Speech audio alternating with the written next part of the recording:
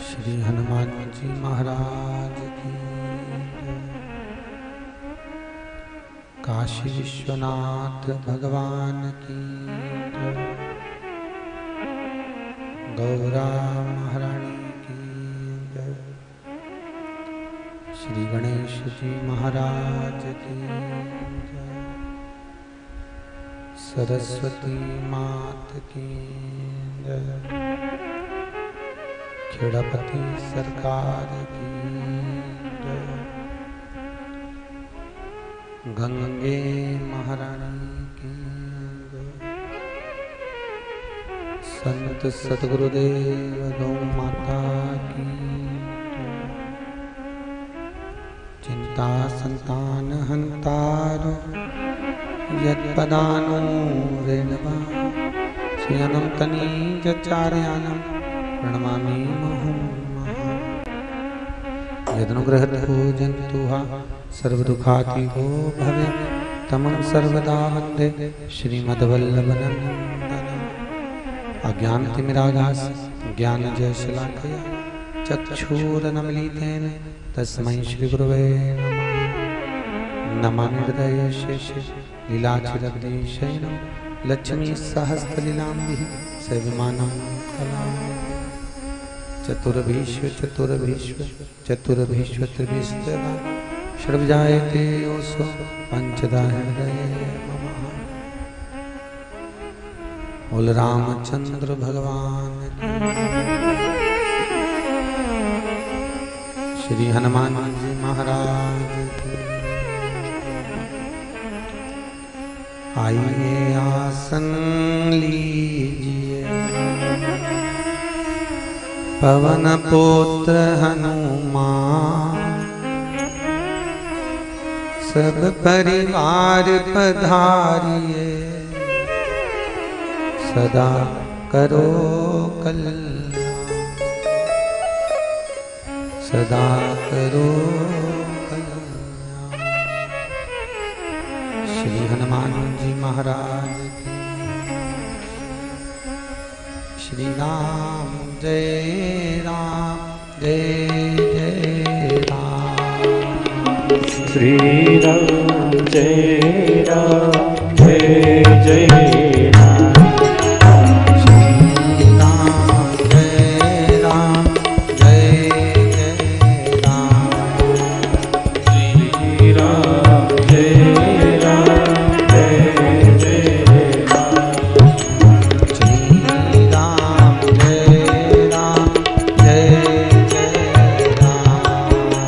श्री राम जय राम जय जय राम।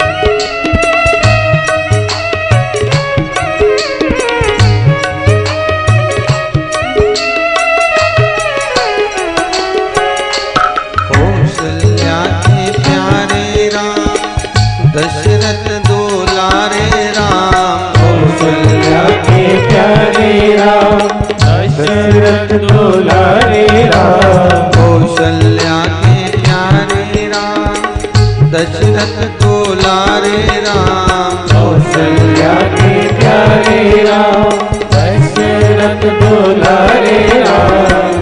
श्री राम जय राम जय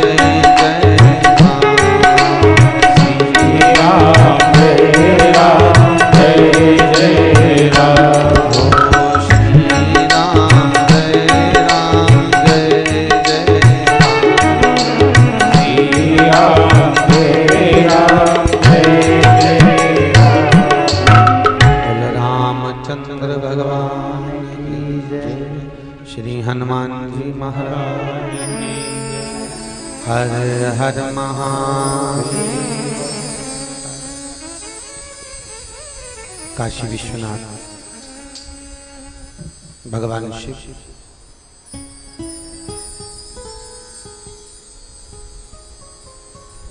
जिनके पुनीत पावन शुभानंद से 9 दिवसीय राम कथा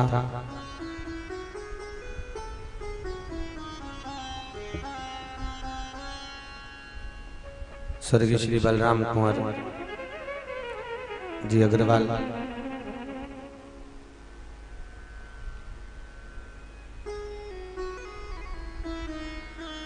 सरस्वती विद्या मंदिर इंटर कॉलेज नहटौर के इस पावन प्रांगण में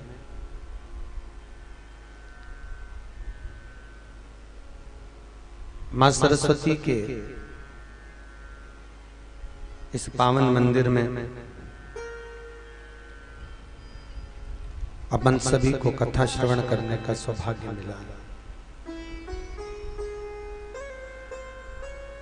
कहीं राम की कृपा प्रभु की दया है जिसके बल पर अपन सब राम कथा में विराजमान है।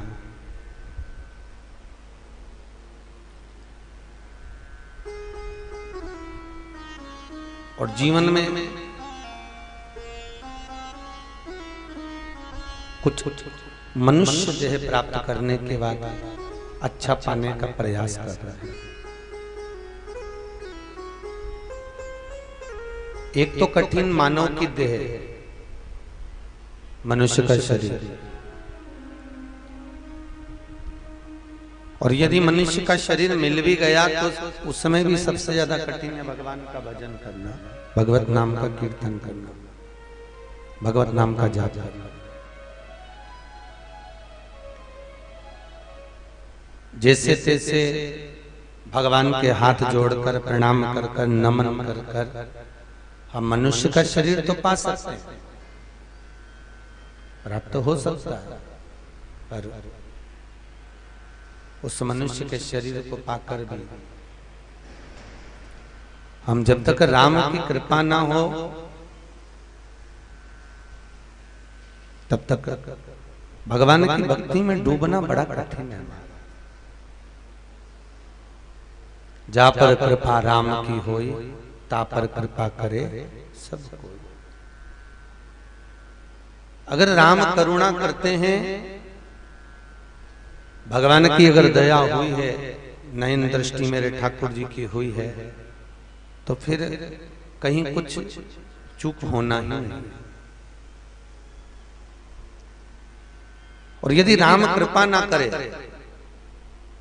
तो मनुष्य का देह पाने के बाद में भी नौटोर में ढेर सारे होंगे, ना जाने कितने लोग होंगे। क्या सब कथा में पहुंच गए?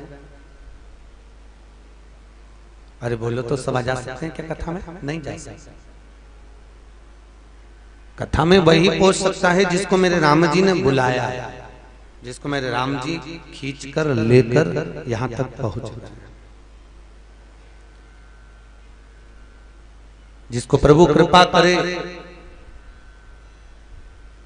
करुणा करे, वही भगवत चर्चा कर सकता है।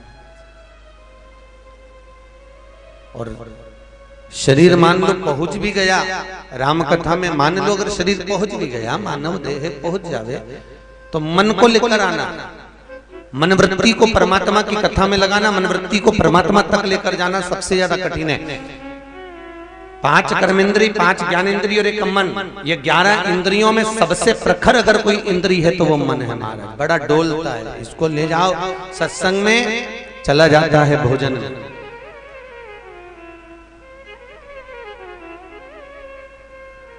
कई लोग तो कथा में भी जाते हैं तो पहले घर से निकलते समय थोड़ा बहुत तो रुमाल में सौंफ, सुपारी, कोई सामान, लौंग, इलायची थोड़ी लेके चलते, ना जाने महाराज कैसा होगा, अगर बोर होंगे तो मुंह में डाल के कतरते रहेंगे बैठे। तो व्यवस्था पूरी कर कर चलते हैं लोग, ऐसा नहीं है महाराज। जो जो आपको लगता है आप वो लेकर चल रहे हैं। एक जरासी 3 घंटे की कथा में अगर आप आ रहे हैं तो घर से चलकर पूरी व्यवस्था कर कर आ रहे हैं, पूरी व्यवस्था। रुमाल भी लिया है, तो सौंफ सुपारी भी ली है, तो पानी की बोतल भी ली है, तो पंखा झेलने के लिए एक छोटा सा पंखा भी पर्स में डालकर लाए हो। तो कितनी कितनी व्यवस्था। और अगर छोरा छोरी साथ में है तो उसके लिए बिस्कुट, मखाना, टॉफी वो भी लेकर चलें कि रोएगा करेगा तो पकड़ा देना, खा। कितनी व्यवस्था कर चले। बस 3 घंटे की कथा में जा रहे हो तो इतनी व्यवस्था कर कर जा रहे हो। एक रात्रि को आधे घंटे के पार्टी में जाते हो, शादी में जाते हो, फंक्शन में जाते हो, शादी की सालगिरह में जाते हो, तो पार्टी मनाने के लिए जाते हो, तो भी आप कितनी तैयारी कर कर जाते हो। बस निवेदन उतना ही है कि जैसे आप कथा में आए तो तैयारी कर कर आए हो, उस तरह अंतिम समय में भी ये कथा एक तैयारी के रूप में ही है कि हम जब परमात्मा से मिलने के लिए जाएंगे, थोड़ा रिटर्न बढ़ाइए, हम जब परमात्मा से मिलने के लिए जाएंगे तब उस परमात्मा से मिलते समय हमारी तैयारी पूर्ण होना चाहिए महाराज, पूर्ण तैयारी। भगवान भी पूछेगा नीचे जाकर तूने भजन किया क्या नहीं करा, तो रोता हुआ कहेगा भोजन तो खूब करा, भजन करने का मौका मिला था, स्कूल में कथा हो रही थी पर घर से फुर्सत नहीं मिली, स्कूल तो थोड़ा दूर था इसलिए नहीं जा सके। तो भगवान पूछेगा स्कूल जितना दूर था उतनी दूर तो एक गार्डन था, मैं खाने तो चली गई थी, फिर कथा में क्यों नहीं गई? पूछेगा। जितने कदम चल के स्कूल जाना था उतने कदम चल के लिए गार्डन जाना था शादी, फिर क्यों ना गया? मानव का शरीर है। कल आपको कथा में कहा था 100 रुपए का हिसाब जब अपने आप बेटों से ले सकती हो तो वो भी तो 100 साल का हिसाब लेगा कि नीचे जाकर करा क्या था। मानव का शरीर। और ऐसा नहीं है कि मनुष्य भटकता नहीं है, मानव भटक जाता है। मानव एक बार तुलसी बाबा गंगा जी के घाट पर बैठकर चौपाई लिख रहे थे। आज उन्होंने एक चौपाई लिखी, सिया राम मैं सब जग जानी, करहु प्रणाम जोर जुग पानी। तुलसीदास जी चौपाई लिख रहे हैं कि सब में राम को देखो। और यही बात तो संत तुकाराम भी बोले, यही बात नामदेव जी बोले, यही बात मीराबाई बोली, यही कर्मा, यही नरसिंह मेहता, यही नामदेव, सब एक ही तो बात कह रहे हैं कि सब में भगवान को देखिए।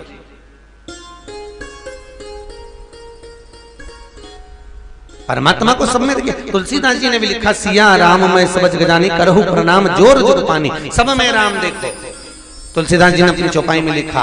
और तुलसीदास जी चौपाई लिखकर रामायण को लपेट कर, और रोज चौपाई लिखते, रोज लपेट के चल देते। तो गंगा के घाट पर लिखकर जब जा रहे थे इतनी देर में एक छोटा सा बच्चा दौड़ कर आया, दौड़ कर आकर बोला ओ काका उधर मत जाना।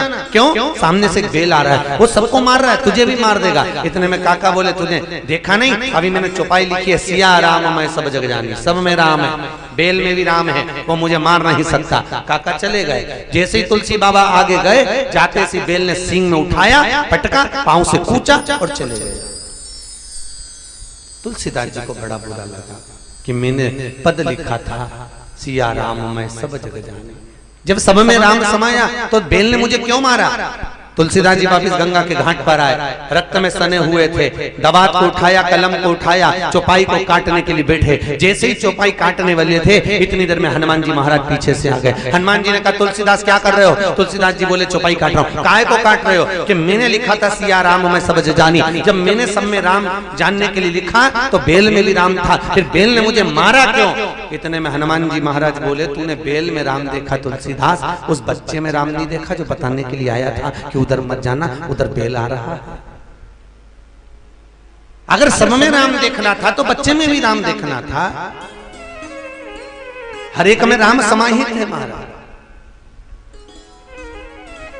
अगर देखना है तो सर में देखिए। हमारा मन, हमारा चित्त, हमारी वृत्ति हमारी ऐसी है कि हम मंदिर में भगवान को ढूंढते हैं, हम मंदिर में जाकर परमात्मा को ढूंढने का प्रयास करते हैं, हम मंदिर में जाकर भगवान को ढूंढने का प्रयास करते हैं। हम रोज मंदिर जाते हैं तो अगरबत्ती लगाते हैं और भगवान को ढूंढने का प्रयास करते हैं। हम दीप प्रज्वलित करते हैं और भगवान को ढूंढने का प्रयास करते हैं। हम मंदिर में जाकर फूल चढ़ाकर भगवान को ढूंढने का प्रयास करते हैं। पर शास्त्र कहता है भगवान तो हो सकता है माता पिता के रूप में तुम्हारे घर में भी विराजमान। भगवान तो सर्वस्व है, हर जगह, कण कण में, चप्पे चप्पे में, डाली डाली में, पशु पक्षी में, हर जगह पर वही तो है। फिर हमने उसमें क्यों नहीं देखा? हम सर्वस्व ढूंढने का अगर प्रयास कर रहे हैं तो भगवान को सब दूर देखना है, हर जगह पर। ध्रुव जी महाराज से तो नारद जी ने कहा था कहां जंगल में बैठे हो? तो ध्रुव जी महाराज कहते मेरी माँ ने कहा था भगवान मिलेगा तो जंगल में मिलेगा। हाँ, मेरी माँ ने कहा जंगल में मिलेगा। माता के वचन पर विश्वास कर ध्रुव जी महाराज वन में बैठकर तप करते हैं महाराज, और भगवान मिलेगा वन में ही मिलेगा।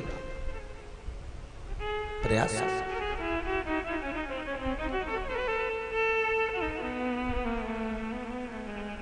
फिर वही बात आ गई, मानो तो गंगा माँ हूं, ना मानो तो जम के तो बोलो बहता पानी। तो मानो तो गंगा हूं और ना जाने कितनों को मैंने पार उतार दिया, ना जाने कितनों को मैंने तार दिया। अगर तुम्हारे मन में अगर भाव नहीं है तो मैं गंगा सम्मुख आ नहीं सकता, गंगा नहीं आ सकता।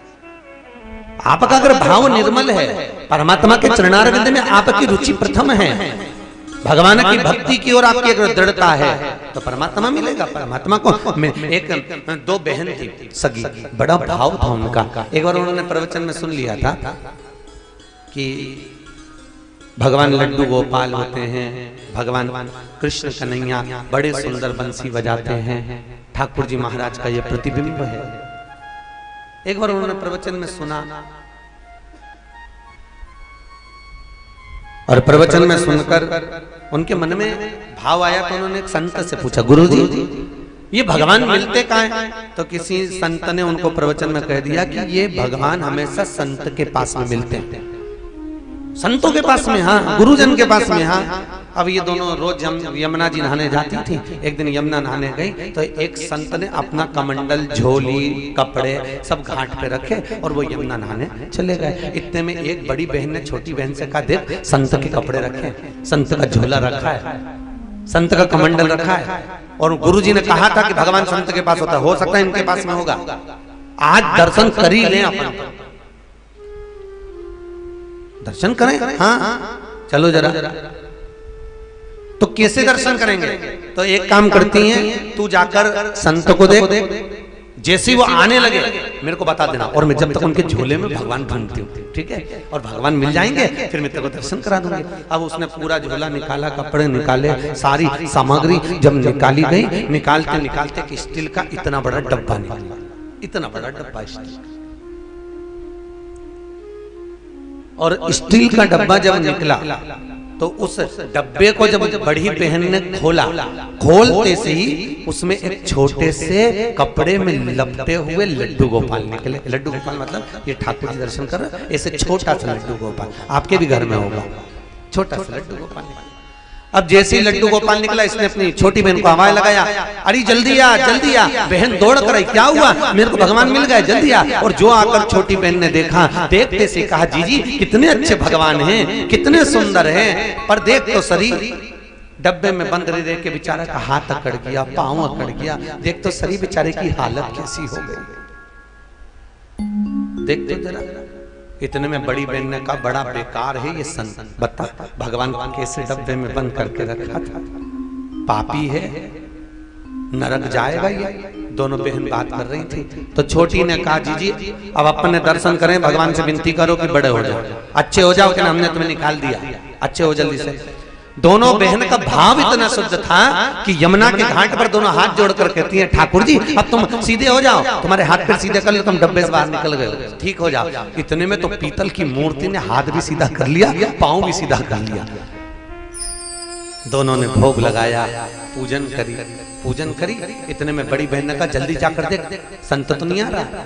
और छोटी बहन जो घाट पर गई दौड़ के आके बोली, अरे जीजी वो तो आ गया, बुढ़ा आ गया, अरे जीजी बुढ़ा आ गया, जैसे का बुढ़ा आ गया, अब जीजी के जल्दी पैक कर। अब जैसे भगवान को डब्बे में घुसेड़े तो घुसे ही नहीं, अब वो भगवान बड़े हो गए क्योंकि पांव हाथ सब लंबे कर दिए उन्होंने। अब लंबे कर दिए, डब्बे में जाए, अब डब्बे में जाए नहीं तो छोटी बहन के जीजी बड़े फंसे अपन तो। अरे वो संत आएगा ना अपने को कूटेगा मारेगा, क्या करें अब जीजी के क्या करें। इतने में छोटी बहन ने पांव धोक लगाई, नाक रगड़ी। अरे भगवान तुम तो जैसे थे डब्बे में फंसे थे वापिस तुम वापिस फंस जाओ। अब भगवान तो भगवान भाव के भूखे थे, भगवान ने वापिस हाथ पेड़ टेढ़े करे और टेढ़े करके भगवान वापिस डब्बे के अंदर फंस गए, वापिस डब्बे के अंदर।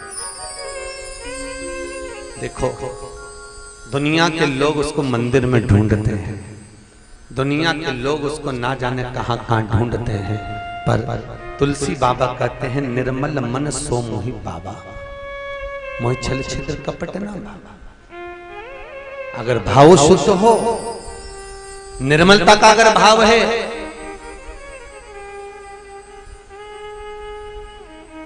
तो भगवान को मिलने में देरी नहीं लगेगी, भगवान तुरंत मिलेंगे। एक क्षण की देरी नहीं हो सकती परमात्मा को मिलने में, अगर भाव की शुद्धता आपकी प्रथम है तो। और अगर भाव शुद्ध नहीं है तो कहते हैं एक पत्थर का टुकड़ा, एक पत्थर की मूर्ति एक बार मंदिर में जाती है और वो भगवान बन जाती है। पत्थर मंदिर में गया भगवान बन गया, और इंसान रोज मंदिर जाता है तो भी इंसान नहीं बन पाता है, भाव नहीं है। पत्थर मंदिर में जाकर बदल गया, मनुष्य नहीं बदला। मनुष्य वही छल, वही कपट, वही प्रपंच, वही बेईमानी उसी में पड़ा हुआ है, वो उसी में समाहित है, वो देख नहीं पाता। उसको पाने का तरीका हो महाराज। हम रोज प्रतिदिन भगवान को भोग लगाते हैं, लगाते हो आप लोग? अरे बोलो तो, भोजन करने से पहले जब थाली सामने आती है तो हाथ जोड़ते हो भगवान के? काहे के लिए जोड़ते हो? कि हे भगवान पहले तुम पालो फिर हम पालो। पर कभी आपके मन में आया कि हमने थाली तो लगाई भगवान के लिए, हाथ भी जोड़े भगवान के, पर भगवान ने जीमा तो है नहीं। एक दिन तुम्हारे मन में ये भाव प्रकट होना चाहिए कि आज मेरे भगवान को मैंने बुलाया तो आया क्यों नहीं, प्रकट क्यों नहीं हुआ, सम्मुख में क्यों नहीं आया। अगर वो आता तो जीम कर जाता, और जीम कर जाता तो मैं पाता। और महाराज अगर भाव निर्मल है तो दुर्योधन के मेवा त्यागे, साग भी दूर घर खाई, सबसे ऊंची प्रेम सगाई। अगर भाव निर्मल हो तो भगवान विदुरानी के घर पर पहुंच जाते हैं। विदुरानी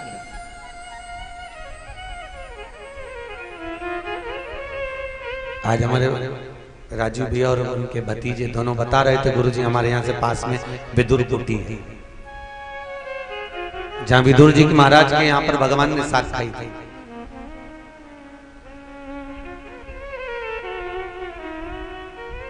निमंत्रण था दुर्योधन के घर का। किसके घर का था? दुर्योधन के। निमंत्रण दुर्योधन के घर का था। और पहुंच कहां गए? विदुर जी। और विदुर जी महाराज से विदुरानी, विदुर जी की पत्नी रोज पूछती थी, बड़ी धर्मात्मा थी, बड़ी पुण्यात्मा थी।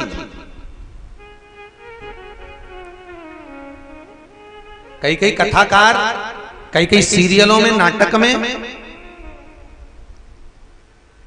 भक्तों की पत्नियों का चरित्र बड़ा व्याख्यान कर कर बताता। एक नाटक में तो सुदामा जी की पत्नी को ही गुस्सेल बता दिया, बहुत गुस्से वाली थी सुदामा की पत्नी।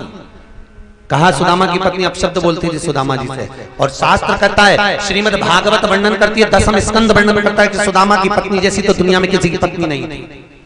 सुदामा की पत्नी जैसी कोई विद्वान नहीं थी, कोई ज्ञानवान नहीं थी, जो अपने पति से रोज कहती थी जाओ द्वारका जाओ, जाओ द्वारकाधीश के दरवाजे पर जाओ। सुदामा की पत्नी जैसी तो दुनिया में दूसरी पत्नी जन्म ही नहीं ली, जो कभी अपने पति से कहती हो कि जाओ राम कथा में जाओ, जाओ द्वारका जाओ, जाओ भगवान के मंदिर में जाओ। नहीं तो सुबह से उठकर धर्मपत्नी उठते से कहती है जाओ दूध की थैली लिया, जाओ आधा किलो सब्जी लिया, थोड़ा आलू लिया, बाजार जा रहे हो तो आधा किलो आम लिया ना। सुबह से उठते से उसके मुंह पे बस एक ही शब्द आए, जाओ ये लिया, जाओ वो लिया। पर कभी धर्म पत्नी अपने पति से नहीं कहती कि सुनो तुम आधे घंटे मंदिर चले जाना, तुम उधर से आ रहे हो राम का दर्शन कर जाना, तुम उधर से आ रहे हो राम कथा में हो जाना, तुम उधर से आ रहे हो भगवान की भक्ति में डूब कर आना। कभी पत्नी नहीं कहती, बोलो नेटोर वालों, कभी धर्म पत्नी ने पति से कहा कि तुम मंदिर जाओ, तुम ऐसा करके आओ, तुम धर्म में जाओ, तुम राम कथा में जाओ। बस सुबह से उठकर बोलेगी जाओ दूध की थैली ले आओ, जाओ। और पति भी बेचारा क्या करे, करे तो करे। सबसे पहली रोटी किसकी बनती है? जम के बोलो, गाय की। आखिरी रोटी किसकी बनती है? कुत्ता की। कई कई माताएं हमसे कहती हैं महाराज जी मेरा बेटा इतना गुस्से वाला था पर जब से बहू आई ने भिंगी बिल्ली हो गया, कुछ समझ में नहीं आता ऐसा क्यों हो गया। अब माता जी को कौन समझाए कि सबसे पहली रोटी गौ माता की बनती है, सबसे पहली रोटी गाय की बनती है। और पति को दुकान जाना है, खेत जाना, खलियान जाना है, ऑफिस जाना है, कहीं नौकरी के लिए जाना है, उसने अपनी पत्नी से कहा जल्दी रोटी बना। पत्नी ने सबसे पहली रोटी बनाई, पति जल्दी में था, पहली रोटी पति को खवाई और गाय के हिस्से की रोटी खवा दी। बेचारा गऊ जैसा हो गया रे, गऊ जैसा हो, न बोले न चाले, जैसा बोले वैसा कर ले, चलेगा। ये लिया भाव, ऐसा कर लो भाव, बोल नहीं सके क्योंकि गौ माता इतनी सीधी, बोले तो बोले कैसे। गाय किससे की खा गया? आखिरी रोटी किसकी थी? कुत्ते की। रोटी पड़ गई कम, बहू सास देवरानी जेठानी सब जीमने बैठी, रोटी पड़ गई कम। इनने का डबल से कौन बनाया? आखिरी पड़ी थी कुत्ते की, इन्होंने बांट कर खा ली। दिन भर घर में भोंके कुत्ते जैसे, दिन भर भोंके क्योंकि कुत्ते के हिस्से की खा गए। समझ में नहीं आता कि घर में शांति क्यों नहीं है। अब इनको कौन समझाए कि कुत्ते के हिस्से की रोज निपटा रहे। ये गाय की रोटी गाय को दे दे, कुत्ता की रोटी कुत्ता को दे दे, तो घर में से क्लेश मिट जाए, समाप्त हो जाए। महाराज बड़ा तो महाराज कई लोग कहते हैं सुदामा की पत्नी बुरी थी, कोई कहता है विदुरानी बहुत तेज थी। नहीं, विदुरानी सरल थी, बहुत सहज, बड़ी सरल, बड़ी सहजता थी विदुरानी की। महाराज विदुर जी महाराज से पूछती थी कृष्ण कब आएंगे, गोपाला का दर्शन कब होगा, हमारा कन्हैया कब आएगा। विदुर जी कहते थे रोज इंतजार कर, आएगा, बाट जो आएगा। गए आज दुर्योधन के मेवा त्याग कर 56 भोग बनाए थे, ढेर सारे पकवान, उसको छोड़कर आज मेरा ठाकुर विदुर जी के घर जाकर दस्तक दिया, आवाज लगाई। विदुर जी नहीं थे, विदुरायन थे। और विदुर जी कहते थे भगवान आएगा, तो विदुरायन ने एक नई पलंग बनवा के रखी थी। नई पलंग, पलंग देखी लकड़ी की चारों तरफ पाटी होती है, उसमें बीच में निवाण लगी होती है, रस्सी। तो आजकल तो निवाण होने लगी, पहले रस्सी डलती थी, जिसको लोग खटिया कहते हैं, पलंग कहते हैं, रस्सी रस्सी। और विदुरानी ने रेशम की रस्सी की पलंग बनवाई थी और नई पलंग बनवा के साइड में खड़ी रखी थी कि भगवान को बिठाऊंगी और किसी को नहीं। 2 बार विदुर जी ने बिछाई, विदुरानी ने उठा दी, नहीं तुम नहीं बैठोगे, भगवान बैठेंगे। वापस खड़ी भगवान आए, काका काका, काका तो अंदर थे नहीं, काकी बाहर निकल कर आ गई।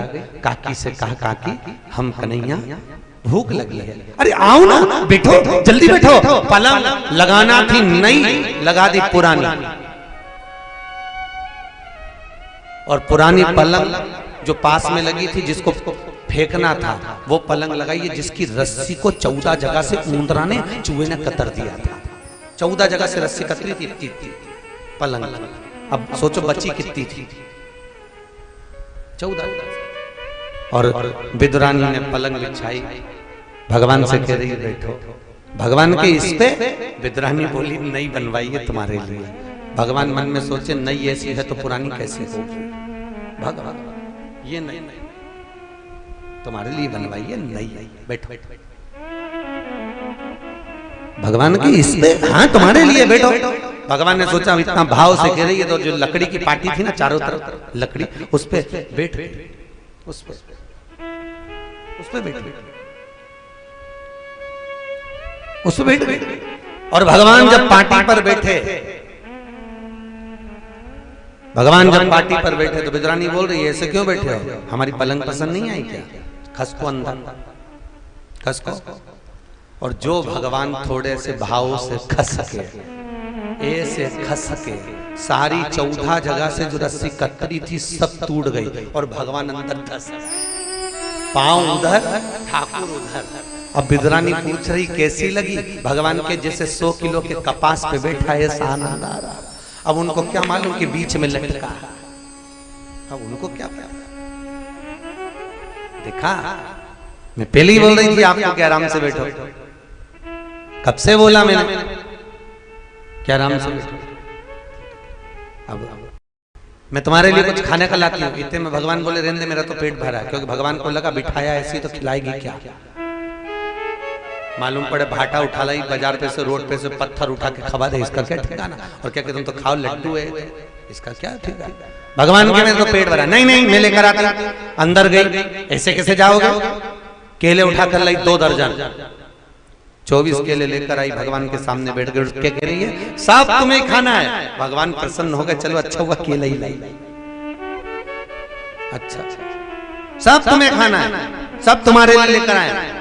और ये तो मेलाई वो वाले हैं, और विदुर जी लेकर आए 2 दर्जन, वो भी तुम्हें खाना है। अच्छा, भगवान बोले लाओ। अब विदुरानी केला दे रही है, ऐसे कैसे दो। और विदुरानी ने केले को छीला, भगवान ने कहा कितनी समझदार है, देखो केला छील के जो अंदर की गिरी थी उसको तो फेंक दिया, छिलका भगवान को दे रही। भगवान ने कहा ये क्या है, विदुरानी बोल रही केला। तो भगवान बोले जो नीचे फेंका वो क्या है, तो क्या छिलका, वो छिलका जो नीचे फेंका वो छिलका है, जो दे रही हूं वो केला। भगवान बोले तुम्हारे यहाँ ऐसे ही खाते हैं। तो विदुरानी बोली कि तुम्हारे द्वारका में क्या अलग तरह का खाते हैं, छिलका छिलका खा ले। भगवान को देती जा रही है, भगवान खाते जा रहे हैं। 3-4 छिलके जांग पे रख दिए भगवान की, और कह रही है 2 दर्जन और रखे, सब तुम्हें खाना, सब तुम्हें खाना है। तो भगवान ने बात ही बात में पूछ लिया, सब हम खा जाएंगे तो तुम दोनों क्या खाओगे। विदुरानी बोली जो नीचे पड़ा है वो हम खा लेंगे, नीचे पड़ा है वो हम खा। भाव निर्मल था महाराज, और निर्मल मन सो मोहि पावा, मोहि छल छिद्र कपट न भावा। मुझे मन अगर शुद्ध है, भाव अगर निर्मल है, तो परमात्मा को मिलने में देरी नहीं लगती, परमात्मा तुरंत मिल जाता है। केवल आपके भाव की शुद्धता का भाव होना चाहिए, केवल निर्मल स्वभाव होना चाहिए। आप भगवान को लड्डू दो, पेड़ा दो, खूब दो, परंतु भगवान कहते हैं मुझे इससे मतलब नहीं, कभी भाव से तो बोल, कभी भाव से तो रिझा ले, मैं तेरे सम्मुख में आ जाऊं, तेरे सम्मुख। दुर्योधन के मेवा त्यागे, साग भी दूर घर खाई, सबसे ऊंची प्रेम सदा। अगर भाव शुद्ध है परमात्मा मिलता है, कहां नहीं मिलेगा।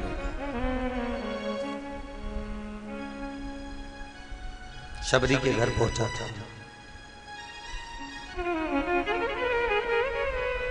रोज रंगोली डालती थी शबरी, रोज सेज बिछाती थी शबरी, रोज बेर तोड़कर लाती थी शबरी, रोज बुआरी काटती थी शबरी।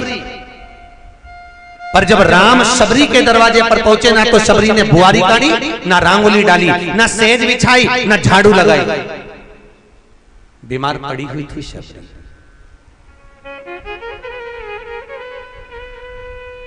तन शिथिल था और भगवान पहुंच गए थे।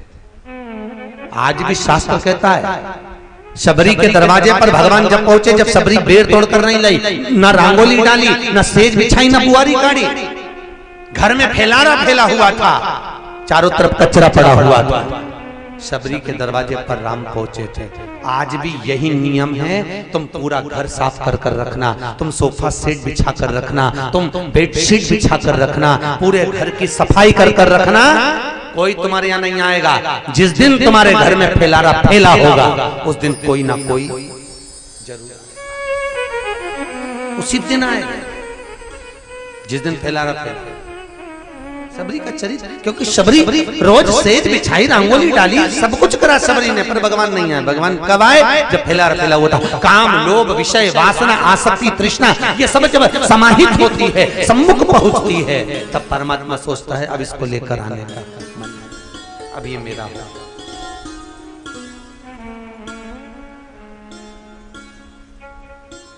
इसलिए मुख में हो राम नाम, राम सेवा हाथ में, तू अकेला नहीं प्यारे, राम तेरे साथ। राम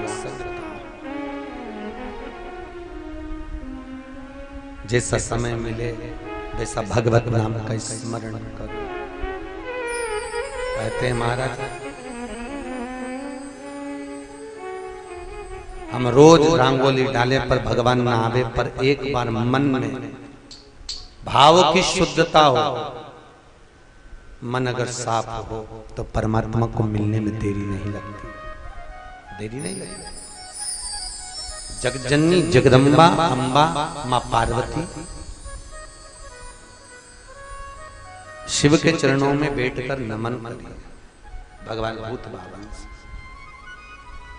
हे शिव करुणा सागर, धर्म पत्नी का भाव देखिएगा। भगवान भूत बामन भूतेश्वर भगवान शंकर से करेंगे, हे शिव करुणा सागर, हे करुणा करंता, हे त्रिकालदर्शी, हे त्रिपुंडधारी, हे कैलाशी अविनाशी, मेरे मन का संशय मिटाकर मुझे वो कथा श्रवण करा दो जिस कथा के लिए मेरा बार बार जन्म हो रहा है। मैं बार बार जन्म ले रही हूँ, फिर जाती हूँ, फिर आती हूँ। महाराज मृत्यु लोक में बार बार जन्म होना, फिर जाना, फिर आना, बस अब वो प्रपंच से मैं छूटना चाहती हूँ, छूटना चाहती हूँ। और देखो माता पार्वती के 51 जन्म पहले हो चुके हैं। आपको कथा में कहा था ये माता पार्वती का 52वें नंबर का जन्म है। हर बार पार्वती प्रयास करती हैं कि मैं कथा सुनूंगी और भगवान की हो जाऊंगी, मैं कथा सुनूंगी परमात्मा की हो जाऊंगी, पर होता है कभी कभी ज्यादा कोहरा होने से ट्रेन अपने निश्चित समय से कुछ घंटों की देरी से चलती है। चलती कि नहीं चलती? आप लोग कभी बिजनौर गए होंगे रेलवे स्टेशन, तो आपको कहीं जाना होगा तो वहां पर बोलते हैं ट्रेन अपने निश्चित समय से 2 घंटे की देरी से चल रही है। 2 घंटे से 2.5 घंटा हो गया, 2.5 घंटे से 3 घंटा हो गया, 3 घंटे से 3.5 घंटा हो गई, 3.5 से 4 घंटा हो गई। क्यों? तो अपने मन में आया कहीं धुंध होगा, कहीं पानी गिर रहा होगा, इसलिए ट्रेन अपने निश्चित समय से देरी से चल रही है। उसी तरह मनुष्य का शरीर, मानव की देह भी बस उसी तरह से है। ये मन, ये चित्त, ये वृत्ति, ये भी ऐसी ही है। इसको भी समय पर भगवान के चरणों में पहुंचना है, पर काम, लोभ, विषय, वासना की इतनी धुंध जमी होती है कि ये भी मन भी निश्चित समय से देरी से भगवान के चरणों में पहुंचता है। निश्चित आसक्तियां इतनी भरी हुई हैं, तृष्णा इतनी भरी हुई है, लोभ, वासना इतना काम भरा हुआ है कि निश्चित समय से ये मन भी देरी से चल रहा है।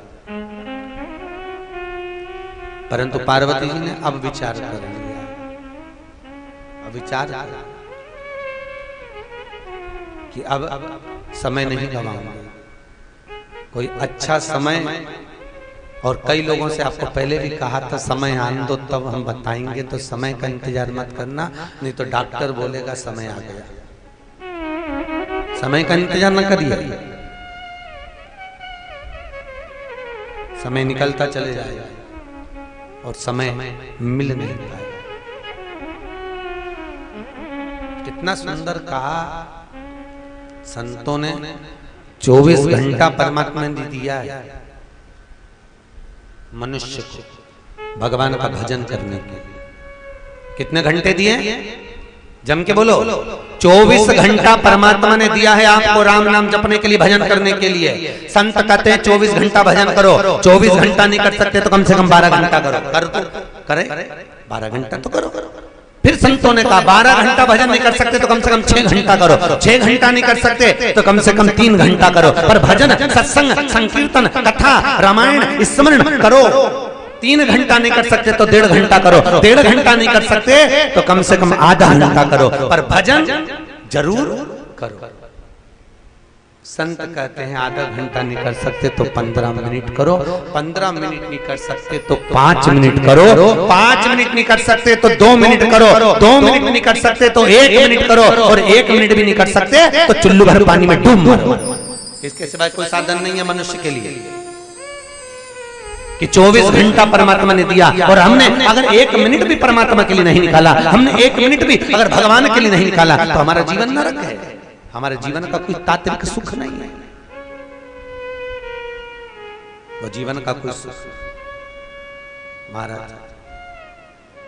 इसलिए पार्वती महारानी निश्चित समय जानकर चली है महारानी कि पार्वती भल अवसर जानी, पार्वती भल अवसर जानी, पार्वती भल अवसर जानी, पार्वती भल अवसर जानी। गई शंभु कहीं मातु भवानी, गई शंभु जग मात भवानी। श्री राम जय राम जय जय रामा, श्री राम जय राम जय जय रामा। श्री राम जय राम जय जय रामा, श्री राम जय राम जय जय रामा। माता पार्वती शुभ अवसर जानकर, अच्छा समय देखकर माता पार्वती जगज्जननी जगदम्बा अम्बा भवानी माँ भगवान शंकर के पास में जाकर बैठी है महाराज, भगवान शिव के पास। दुनिया में ऐसी जोड़ी भी बहुत कम मिलती है। ऐसा किसके जैसे? अरे बोलो जम के, शंकर और पार्वती जैसे। खूब सुंदर जोड़ी, खूब अलमस्त, अपनी मस्ती में रहने वाली जोड़ी।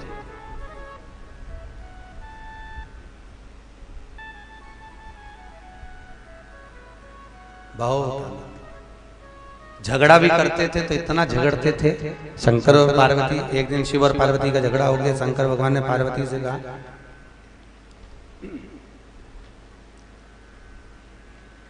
तुम्हारे पिताजी में तो एक रत्ती के लक्षण नहीं है। अच्छा, किसी स्त्री को उसके बाप के नाम से अगर बखान दो तो गुस्सा बहुत आता है। तुम्हारे पिताजी में रत्ती भर की अकल नहीं, बुद्धि नहीं है। पार्वती जी बोली मेरे पिताजी ने क्या बिगाड़ा, रोटी बना रही थी, भोजन। मेरे पिता ने क्या बिगाड़ा तुम्हारा जो मेरे पिताजी को अपशब्द कर रहे हो? अरे तुम्हारे पिता में इतनी अकल नहीं, बेटी को ब्याह रहे हैं, कम से कम कन्यादान में कुछ तो देना था। इतना धन भरा हुआ था हिमालय राज की नगरी में, सोना चांदी अंबर पीतांबर वस्त्र आभूषण रत्न कितने थे, एक जरा सा सामान नहीं दिया। पार्वती जी भी रोटी बनाते बनाते बोली देने को तो सब कुछ दे देता, तुम्हारे घर में जगह थी? शंकर भगवान रोटी खाते खाते उठ के चले गए। इससे मुंह मिलाना आफत मोल लेना, देने को तो दे देता। तुम्हारे घर में जगह थी, वो तो तैयार थे देने के लिए। हिमालय राज क्या नहीं देते, सब देते। अच्छा, शंकर और पार्वती दोनों जब साथ में बैठते थे, मृत्यु लोक में पृथ्वी पर आज भी 33 कोटि देवताओं में केवल एक देवाधिदेव महादेव ऐसे हैं जो अपनी धर्म पत्नी के साथ रोज भ्रमण पे निकलते हैं। रोज शाम के समय 4 बजे से लेकर 7 बजे तक शंकर और पार्वती का समय है। कितनी बजे? 4 से 7। इसलिए हमारे यहाँ कहते हैं पीपल के वृक्ष की परिक्रमा शाम को नहीं होती। इसलिए हमारे यहाँ कहते हैं शाम के समय देहली पर नहीं बैठना चाहिए, शाम के समय दरवाजे पर नहीं बैठना चाहिए। शाम को 4 बजे से लेकर 7 बजे तक भगवान शंकर अपनी पार्वती के साथ प्रतिदिन भ्रमण पे निकलते। और ये दोनों भ्रमण पे निकलते और लक्ष्मी जी इनको देख देख के कुड़ती, अंदर की अंदर जलती रहती। देखो चल दिए दोनों बैठे और चल दिए। 2-3 बार लक्ष्मी जी ने भगवान विष्णु से भी कहा, पर भगवान विष्णु से कहा पर मन भगवान विष्णु ने एक शब्द नहीं कहा, एक शब्द भगवान विष्णु नहीं बोले। अब एक दिन लक्ष्मी जी ने भगवान नारायण से आखिर रोक कर कह दिया, प्रभु। भगवान बोले बोलो, देखो जरा, वो रोज प्रतिदिन शाम के समय घूमने निकल जाते हैं और एक तुम कभी हमको कहीं लेके ही नहीं जाते। भगवान नारायण बोले चल तू अब भी उठ, अभी उठ, चल चल। लक्ष्मी जी बोली यारी तैयार हो गए। और जो लक्ष्मी जी तैयार होने गई, ऐसा श्रृंगार करने माता लक्ष्मी गई कि श्रृंगार करने में लक्ष्मी को जब तैयार होने बैठी तब तक जब बाहर निकल के आई अंधेरा हो गया। अंधेरा हो गया तो भगवान विष्णु लक्ष्मी से बोले अब तो शाम हो गई, अब क्या करेंगे जाकर। तो लक्ष्मी जी बोली पर एक बात बताओ, अपने को तो शाम हो गई पर ये तो दोनों रोज जाते हैं, तो क्या पार्वती तैयार नहीं होती? क्यों होती होगी?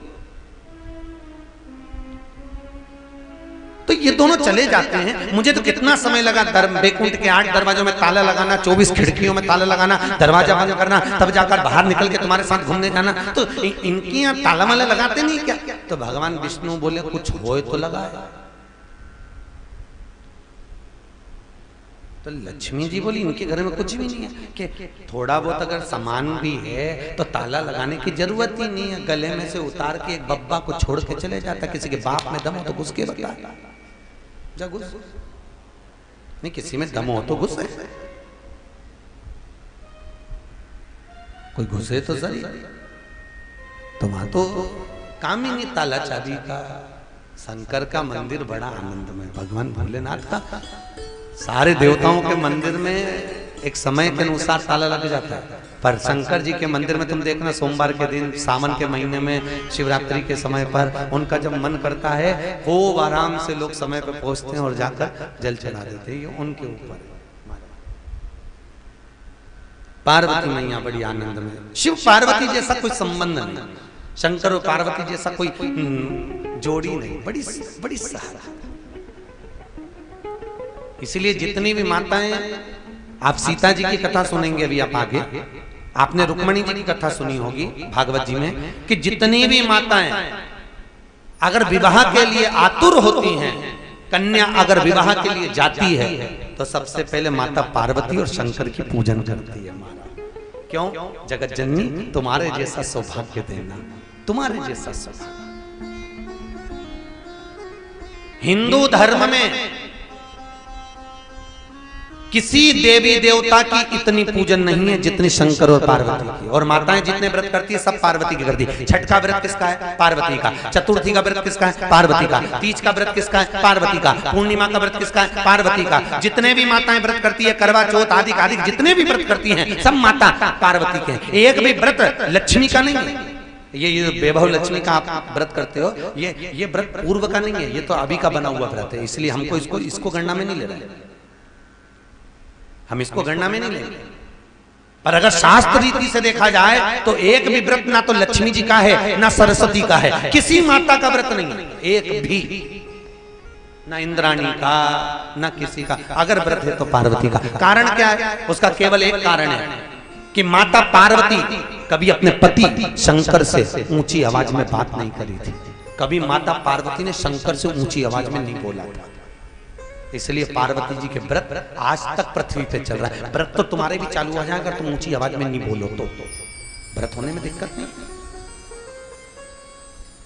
व्रत तुम्हारे ऊंची आवाज में माता पार्वती कभी नहीं बोली, कभी। और महाराज लक्ष्मी जी के व्रत नहीं है, लक्ष्मी जी का एक भी व्रत नहीं है। क्यों नहीं है? अब ये लोग, कई लोग पूर्ण कौन से दिन, दीपावली के दिन व्रत कर लेती है माताएं, कई माताएं करती हैं दीपावली के दिन व्रत। पर ईमानदारी से बोलो, कहीं लिखा है क्या कि दिवाली का व्रत करना चाहिए? अरे बोलो तो सही, कहीं लिखा हो तो बताओ, किसी पुराण में, किसी शास्त्र में कहीं लिख दिया हो लक्ष्मी का व्रत नहीं। लक्ष्मी का व्रत क्यों नहीं है? क्योंकि एक बार माता लक्ष्मी तैयार हो रही थी और भगवान विष्णु का आगमन हो गया था। भगवान विष्णु का आगमन हुआ और नारायण लक्ष्मी का स्वरूप देखकर, श्रृंगार देखकर हंस दिए। हंसे तो माता लक्ष्मी को क्रोध आ गया और माता लक्ष्मी ने क्रोध में आकर कहा, वाह रे नारायण वाह, आप मुझे देखकर घोड़े जैसे हंसे हो, मैं तुम्हें श्राप देती हूं, तुम्हारा सिर कट जाए और तुम्हें घोड़े का मुंह लग जाए। तुम्हारा सिर कटे और तुम्हें घोड़े का मुंह लगे।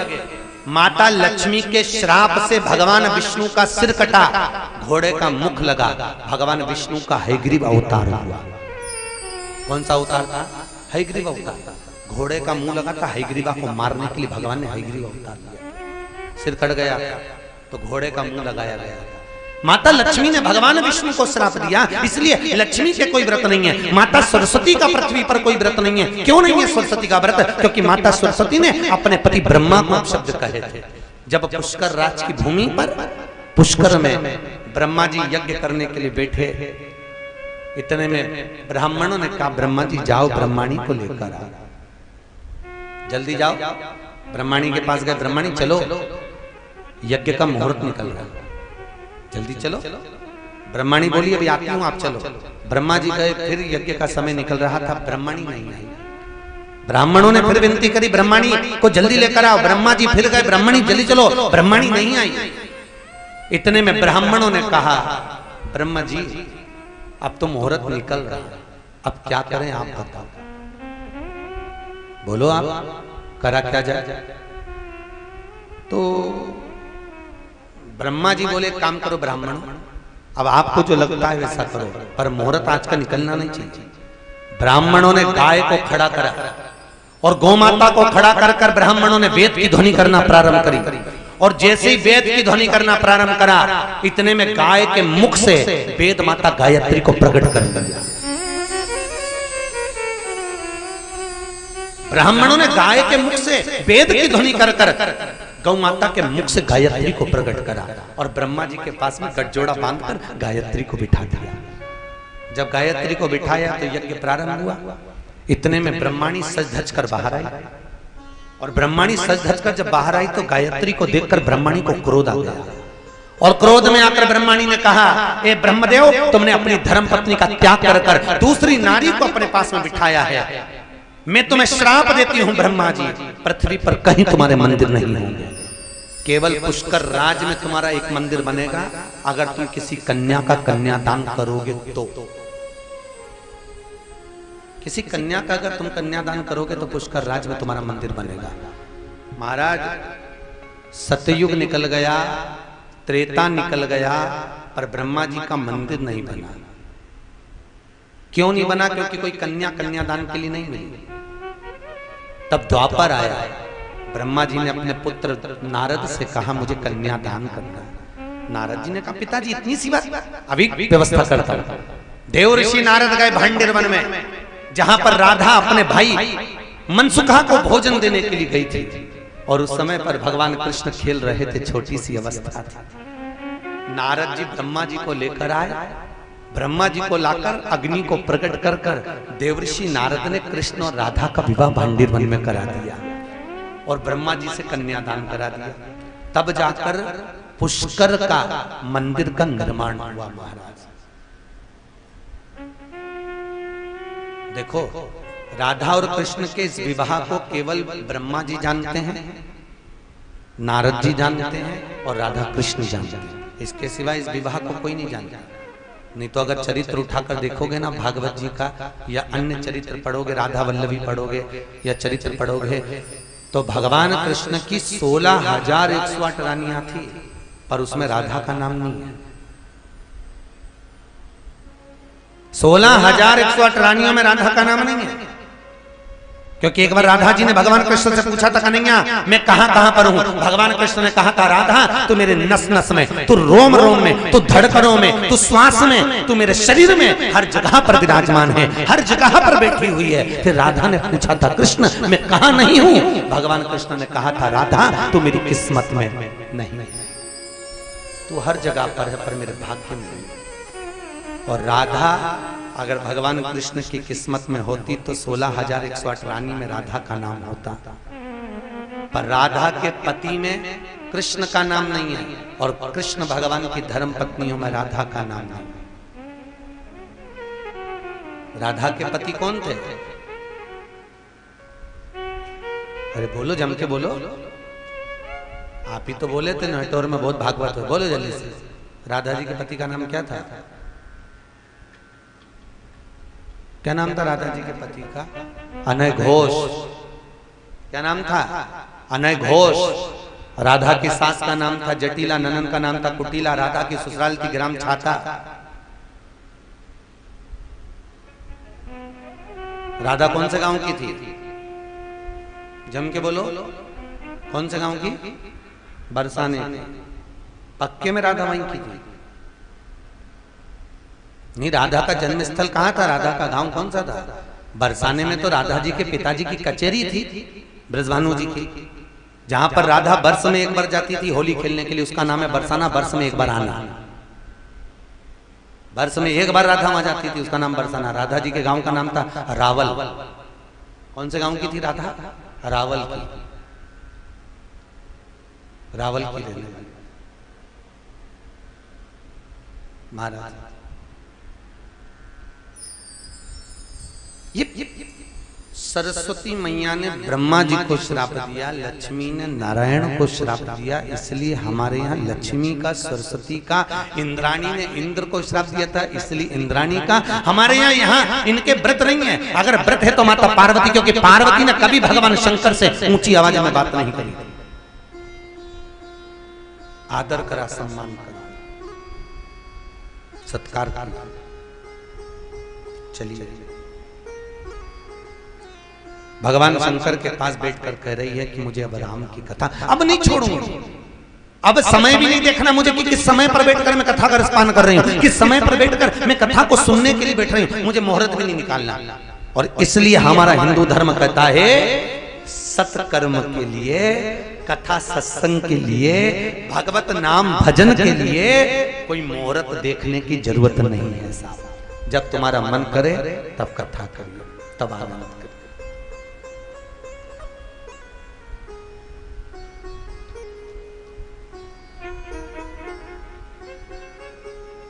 इनके यजमान परिवार में से श्री राजीव जी की बेटी मम्मी पापा को फोन कर कर बोलती है, पापा कथा ऐसे टाइम पर रखी है, हमें आ नहीं सकती, गर्भावस्था है, डॉक्टर ने बेड रेस्ट बोला है, नहीं है सकते। तो माता पिता कहते हैं बेटा हमने तो कथा 8-9 महीने पहले बुक करी थी, हमको क्या मालूम था कि तुमको संतान का समय रहेगा। ये तो प्रभु की कृपा है, राम जी की, इसलिए जो मुहूर्त निकल गया, समय मिल गया, वैसा कथा चल चल।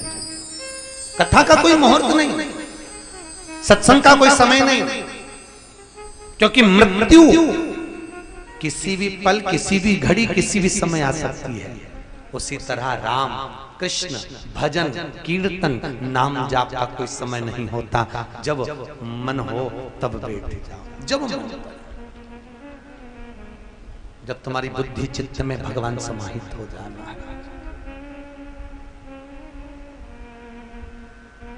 तुम्हारी चित्तवृत्ति में जब परमात्मा आ जाए तब भजो।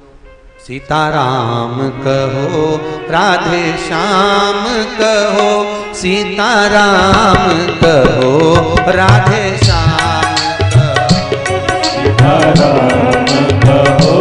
राधे श्याम कहो, सीताराम कहो, राधे श्याम कहो।